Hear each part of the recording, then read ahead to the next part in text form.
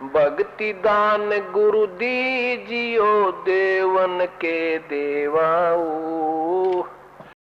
दान दिया कि श्री ब्रह्मा, श्री विष्णु, श्री शिव ये अजर अमर हैं। फिर कुछ एक ये भी कहते हैं कि श्री ब्रह्मा जी की तो मृत्यु होती है, लेकिन भगवान शंकर ये अमर तत्व हैं, भगवान विष्णु भी अमर तत्व हैं, इनकी कभी मृत्यु नहीं होती, अजर अमर हैं। ब्रह्मा जी का तो जीवन काल है। तो ये इनका लोक वेद था, दंत कथा थी, आउट ऑफ सिलेबस स्टडी थी, यानी हमारे सिलेबस से, सदग्रंथों से बाहर का ज्ञान था कि ब्रह्मा विष्णु महेश अजरो अमर हैं। इन यानी चलो ब्रह्मा को ये मृत्यु मानते हैं, तो विष्णु और शिव को तो फाइनल था इनका, ये कभी जन्मते मरते नहीं। और साथ में ये भी कहा करते इनकी कोई जन्म मृत्यु नहीं होती, इनके माता पिता है ही नहीं। तो ये दंत कथा, लोक वेद, कोरी बकवाद थी इनकी। जबकि इन महापुरुषों के जीवनी में लिखा है कि इनकी जन्म मृत्यु होती है, इसमें स्वीकार करते हमारा तो जन्म और मृत्यु होता है। अपनी माता का भी नाम लिखा है देवी पुराण में। तो क्या ये आचार्य और ये शंकराचार्य पुराणों से परिचित थे? अगर ये पुराणों से परिचित होते तो ये कथा सुनाते नहीं, ये कथा सुनाते जो पुराणों में लिखी है कि ब्रह्मा विष्णु महेश के माता पिता हैं। और 2500 वर्ष, 2500 से भी ऊपर वर्ष हो गए, आज 2520 वर्ष हो गए इस पवित्र हिंदू धर्म के प्रचारकों को प्रचार करते हुए। और वैसे तो 5500 वर्ष हो गए इन पवित्र सदग्रंथों को लिपिबद्ध हुए को, और आज तक ये आचार्य मंडलेश्वर हमें नहीं बता सके यथार्थ ज्ञान क्या लिखा है इन पवित्र पुराणों में, पवित्र वेदों में, पवित्र श्रीमद् भगवद गीता में। तो ये क्या थे? इन्हीं की एक पुस्तक है शंकराचार्यों की, वो दिखाते हैं। ये दास आपको ये सिद्ध करना चाहता है कि बौद्ध धर्म को तो स्टॉप लगा दिया श्री आदि शंकराचार्य जी ने, वो तो बहुत अच्छा किया। और फिर इन्होंने क्या किया कि आसमान से हम गिरे तो खजूर में अटका दिए, तो हमें क्या लाभ हुआ? वहीं फिर लटक रहे हैं, पृथ्वी तक पहुंचे ही नहीं। तो अब पहुंचेंगे हम। अब देखिएगा, ये आदि शंकराचार्य जी द्वारा लिखे गए 5 ग्रंथों का एक समूह है। इसका नाम लिखा है शांकर पंचम। आदि शंकराचार्य विरचित है, 5 ग्रंथानाम संग्रह है। आद्य शंकराचार्य द्वारा 5 ग्रंथों का संग्रह इसके अंदर है, इसलिए शांकर पंचम इसका नाम रखा गया है। ये आदि शंकराचार्य थे। और इसका अनुवाद किसने किया है? जगत गुरु शंकराचार्य श्री स्वरूपानंद जी सरस्वती महाराज द्वारा किया गया, व्याख्याकार इसके अनुवादक हैं। ये केवल अनुवादक हैं। और ये कहाँ से छपी है ये देखिएगा। ज्योतिष पीठाधीश्वर, द्वारका पीठाधीश्वर जगत गुरु शंकराचार्य श्री स्वरूपानंद सरस्वती स्वामी पादही प्रणीतया शंकर सप्रिया, हिंदी टीका सहित। प्रकाशक है शारदा पीठ, प्रकाशनम, द्वारका, जामनगर, गुजरात। 361 335 इसका कोई नंबर, कोड नंबर होगा। ये यहाँ से छपी है। Shri Mata computers private limited, 20/7/125, Kedar घाट, वाराणसी। ये इनके दूरभाष नंबर। इसके 135 पृष्ठ पर दिखाते हैं आपको।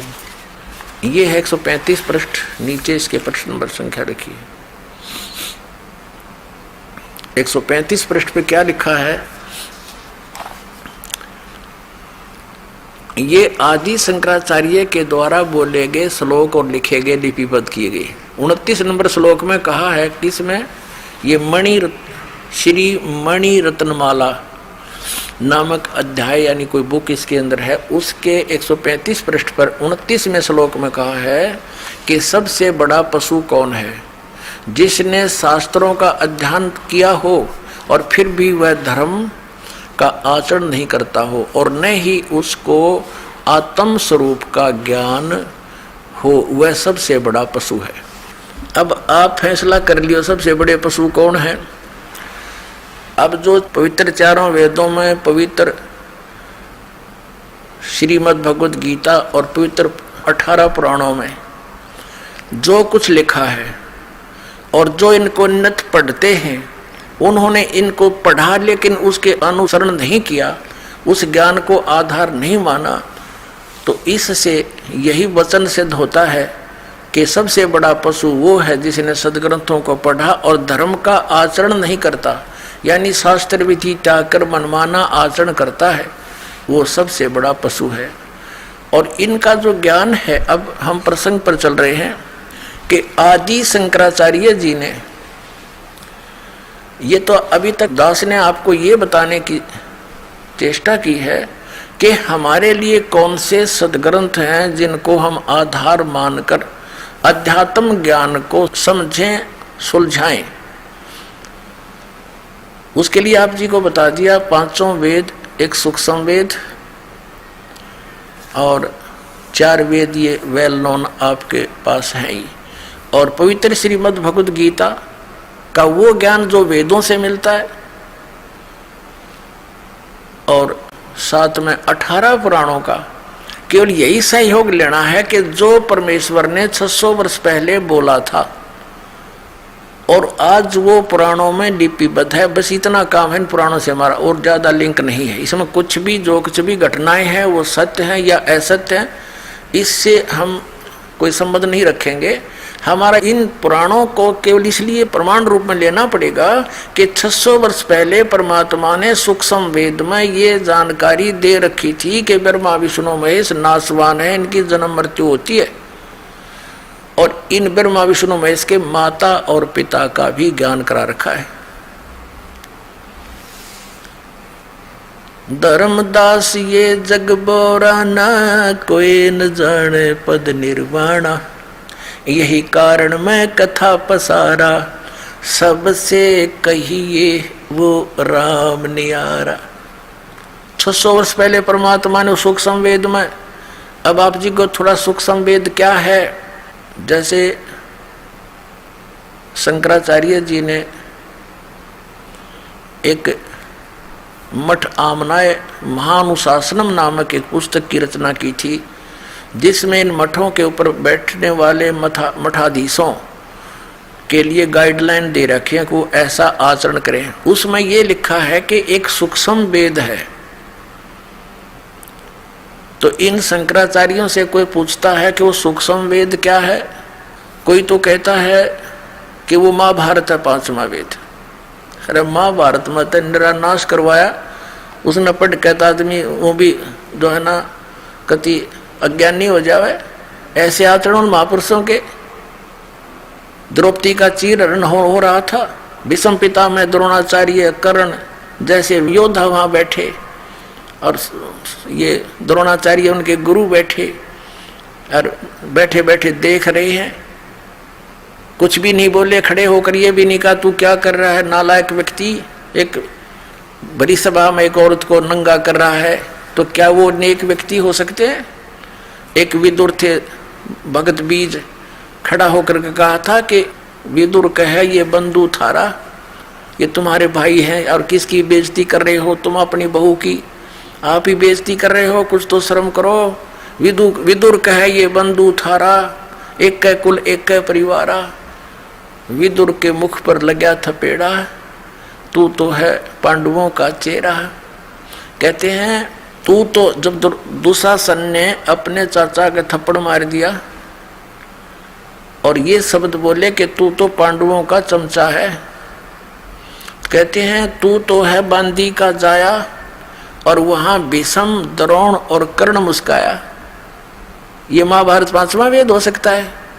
कहते हैं जब उस दुशासन ने अपने चाचा को कहा कि तू तो बांदी से उत्पन्न हुआ, इसलिए हीन भावना रखता, तू क्षत्रिय नहीं है, तू तो बांदी का जाया, तू तो है बांदी का जाया, इसलिए तू यही बात कहेगा। और वो कह रहा कितनी न्याय की बात कि तुम किसकी बेइज्जती कर रहे हो? अपने ही परिवार की बहू को अपनी बेइज्जती कर रहे हो। कल को लोग क्या कहेंगे? अपनी बेइज्जती आप ही की तुमने। अब वो कितनी महान बात कही थी। उसको कहा तू तो है बांदी का जाया और तू तो पांडवों का चमचा है, इन्हीं का चेला, इन्हीं की ओर बोलता है। वहां पर भीषम कर्ण और द्रोण मुस्काया, वहां दांदरे का डन लाग गए और खड़ा होकर ये कहना चाहिए था खबरदार। अगर एक उनमें से 3 महापुरुषों में से एक भी खड़ा होकर ये कह देता कि खबरदार इस लड़की का हाथ लगा दुर्योधन, हमसे बुरा नहीं होगा। हिम्मत नहीं थी दुर्योधन की, उनको पता था कि कितने सूरवीर हैं, लेकिन वह फेल हो गए वहां पर। और एक नंगे होते हुए औरत को देख रहे हैं, नहीं तो विदुर उठ कर चला गया था उसी समय। एक असली पंचायती का ये होता है कर्म धर्म कि सच्ची बात कहे, नहीं मानो तो सभा छोड़कर चला जाना चाहिए। तो इनको उठकर चला जाना चाहिए था भीष्म पितामह और द्रोणाचार्य और कर्ण को, गुरु जी को। और ये बैठे बैठे वही देख रहे हैं, होने दे के उस आगे शर होता सारा निर्वस्त्र करने लग रहा, बहन को नंगा देखने की चेष्टा में बैठे रहे हो, तो सभा को छोड़कर नहीं गए।